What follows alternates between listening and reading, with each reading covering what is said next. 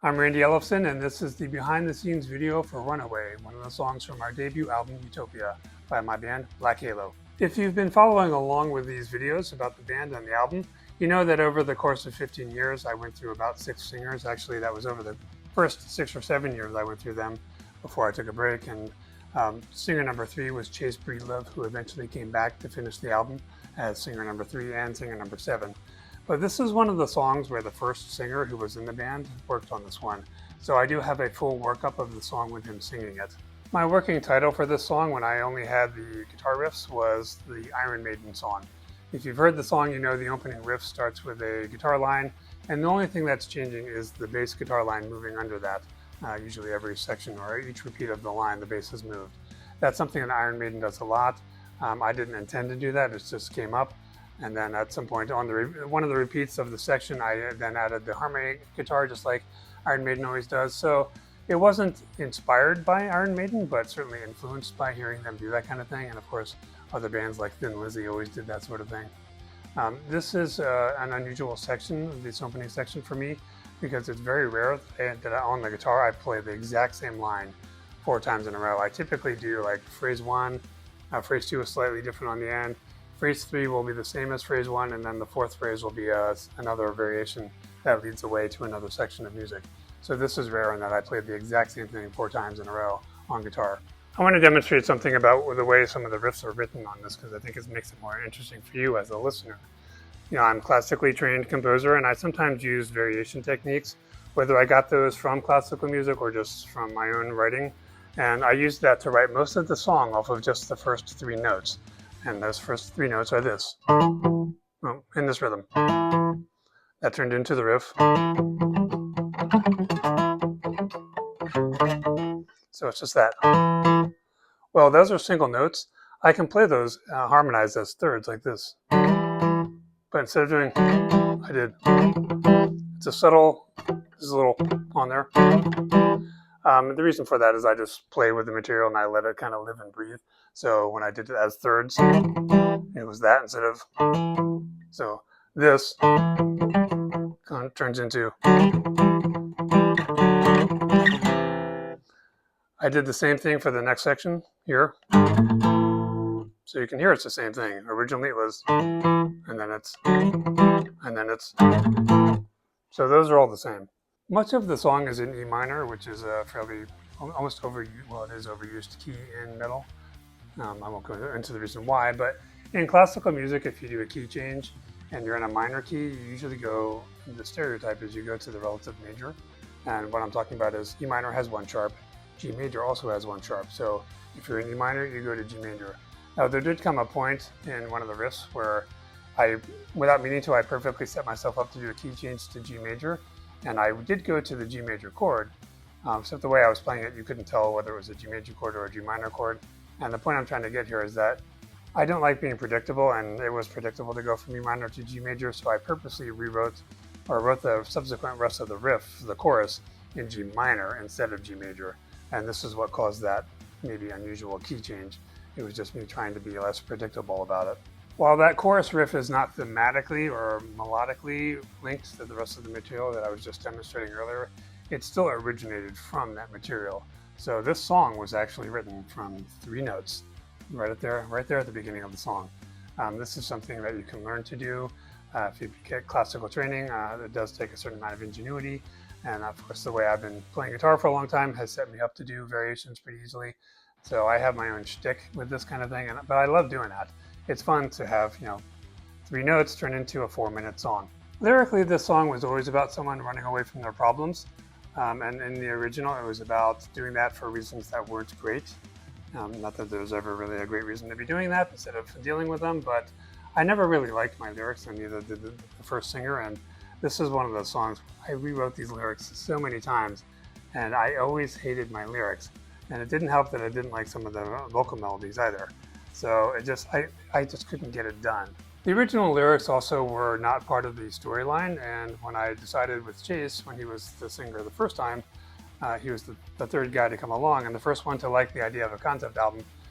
We decided, yes, it would be a concept album, and that meant rewriting the lyrics. But at that time, he didn't actually rewrite them any more than I did. At that point, though, the lyrics were about two people who are the woman in this case is not confiding in the guy the way that he confides in her. So it's not a mutual relationship, and he wants it to be. And for reasons he doesn't understand, she's not doing that. This was something that I wanted there once we decided this was a concept album and what the story was, because I knew where this was going to fit, and that he would eventually find out in Death I Linger On what her reason for not confiding in him was. So this was one kind of setting that up. That said, I still didn't really like the actual lyrics, so the subject was fine. Now there came a point where after 6 singers and 7 years, I just quit working on this album. Eventually Chase came back when I announced that I was going to return to it. That's discussed in other videos. But it was when we were working on the final version of the album, I asked Chase, I know you can write, do you want to take a stab at the lyrics and the melodies? Here's what it's supposed to be about. And he did it. Now that said, I still liked my chorus melody better, and that's the one that's in the song. From a vocal and lyric part, that's the only thing that's still there from the original song. So I have a recording with the original singer doing this.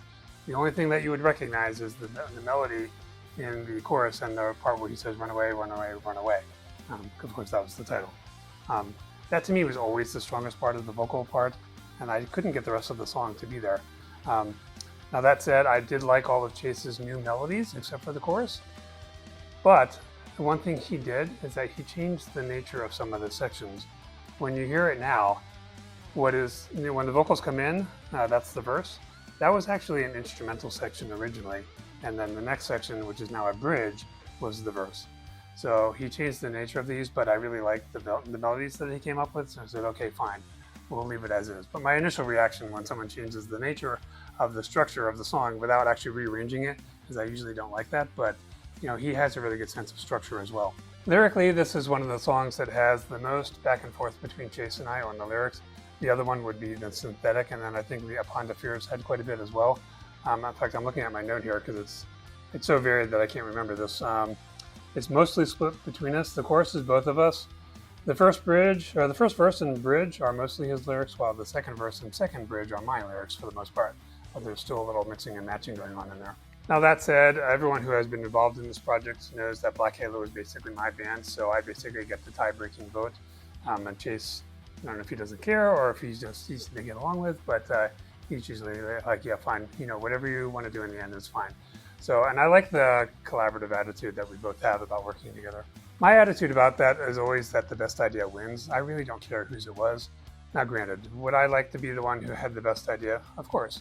I would also like to have invented the light bulb or the wheel or fire or something, but I tell myself I've had plenty of good ideas. I don't need to have all of them. If Chase's idea is better, then that's the one we're going with.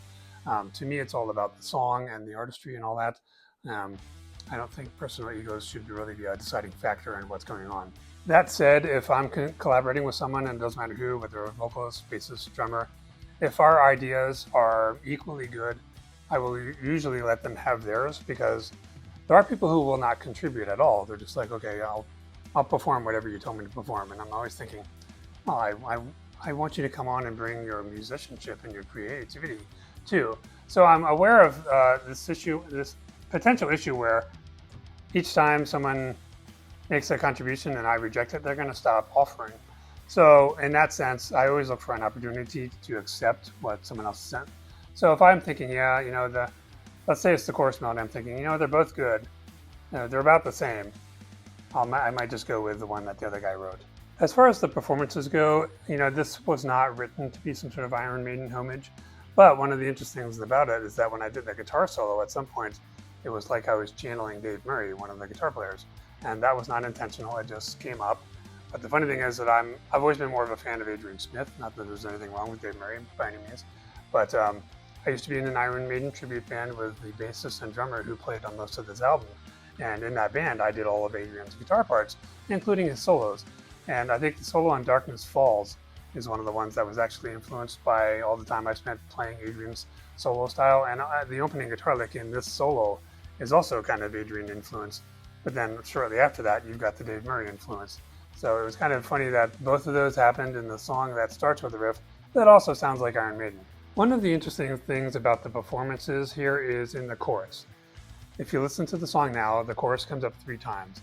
The one in the middle is the longest of them. It's basically 4 phrases, whereas the first and the third chorus are only 2 phrases. And the thing about this is if you listen to the first verse, that vocal melody is the original, and that's what you hear. And then in the second verse, you also again hear that for the first 2 lines. But after that, you hear a higher vocal. And then in the final chorus, you hear only the higher vocal. The way this came about, that higher vocal was actually supposed to be the harmony.